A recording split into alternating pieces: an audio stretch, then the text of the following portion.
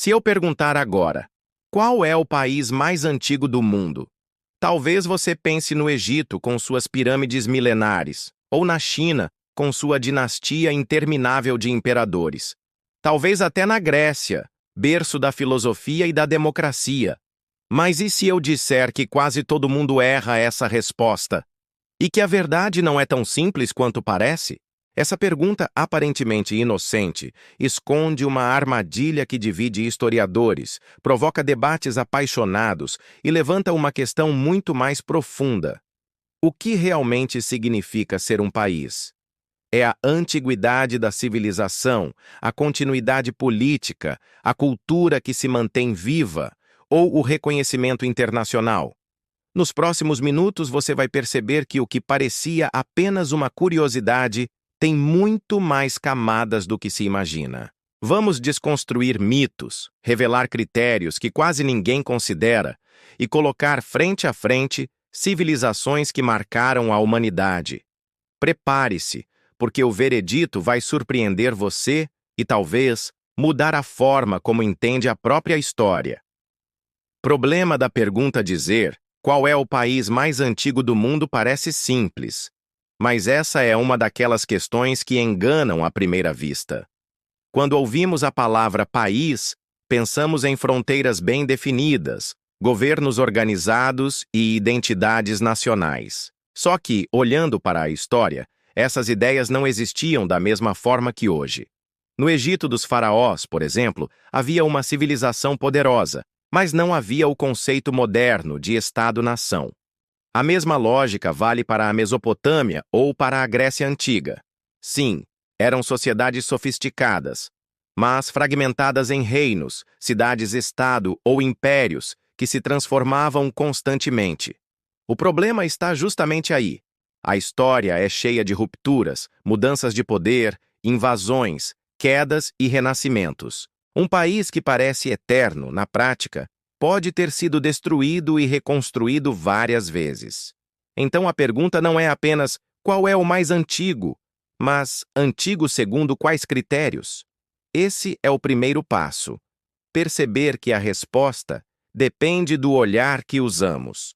Se olharmos pela continuidade cultural, teremos um resultado. Se buscarmos pela continuidade política e institucional, o desfecho é outro. E se exigirmos o reconhecimento formal internacional, o cenário muda novamente.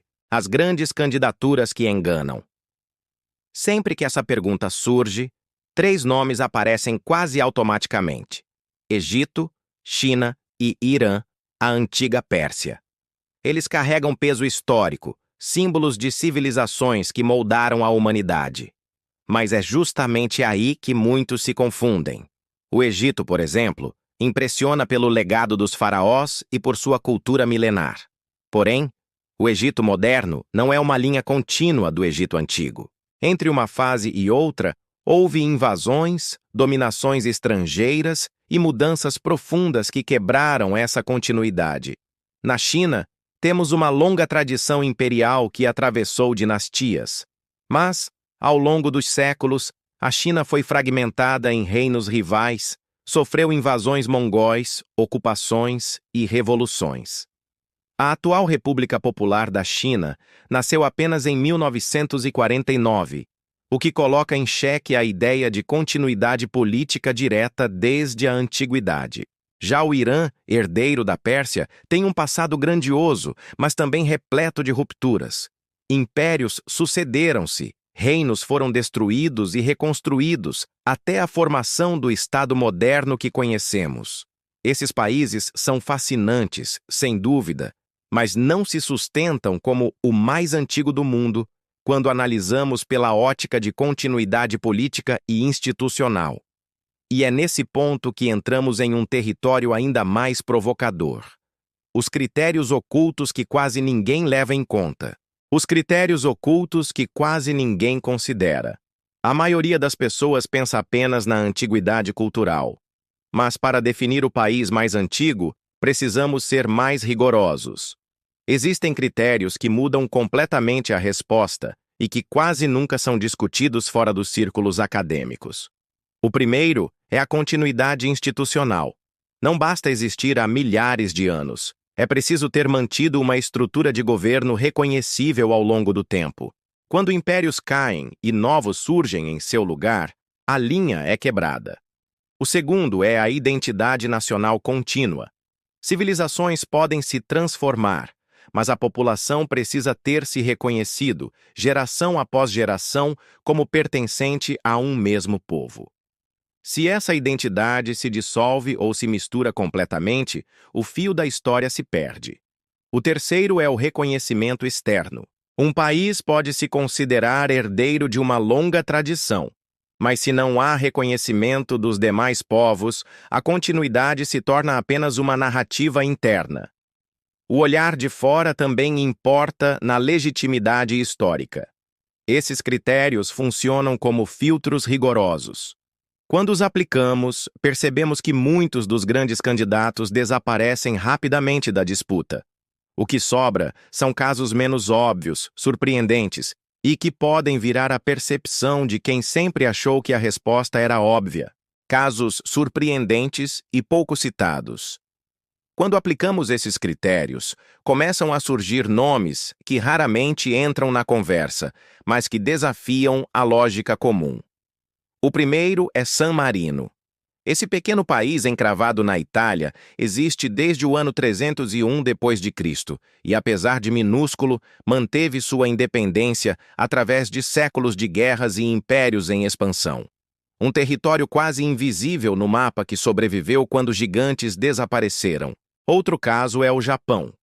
Embora tenha passado por reformas políticas e modernizações radicais, a instituição imperial existe há mais de 1.500 anos.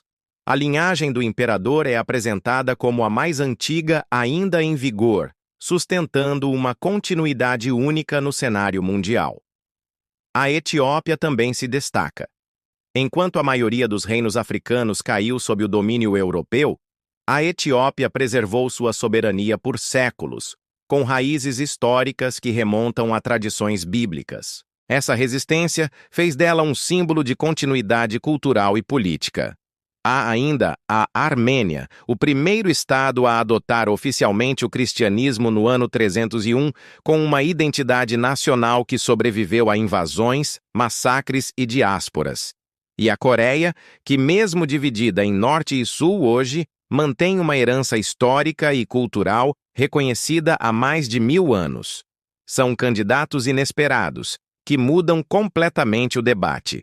E é nesse ponto que chegamos ao momento decisivo. O veredito. O veredito final. Chegamos à parte mais aguardada. Depois de desconstruir os equívocos e aplicar os critérios que raramente são considerados, quem merece o título de país mais antigo do mundo? A resposta não é tão simples quanto colocar uma bandeira no topo e encerrar a questão. Mas existe um consenso crescente entre historiadores de que San Marino reúne o conjunto mais sólido de argumentos. Fundado no ano 301 por um pedreiro cristão chamado Marino, esse minúsculo território conseguiu atravessar invasões, unificações italianas e até a Segunda Guerra Mundial sem perder sua soberania. É um paradoxo fascinante. Enquanto impérios grandiosos ruíam, um país quase invisível no mapa preservava sua independência. Mas, se olharmos pelo critério da continuidade institucional ligada à figura de um governante, o Japão surge como outro forte candidato, sustentando a mais longa linha dinástica em vigor. E se o foco for a resistência contra invasões externas, a Etiópia reivindica com justiça sua posição na lista. Portanto, o veredito não aponta apenas um vencedor absoluto, mas mostra que a resposta depende do critério que se escolhe. A questão não é apenas qual país é o mais antigo, mas como definimos o que significa existir continuamente ao longo da história.